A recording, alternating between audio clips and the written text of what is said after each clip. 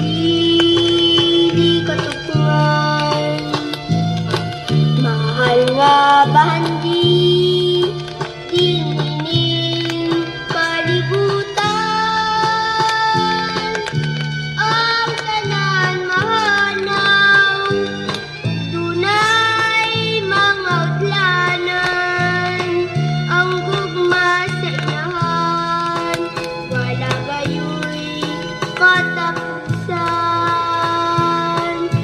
Sa ang unahan, amay natong kasilungan. Sayang pag-amuma, ug pagpanggang hilabihan. Labi na magkasakit ang mahal niyang kabataan. Ang gugma sa inahan, hangtod gayud sa kahangturan. Sa ang inahan, amay natong pasidunggan.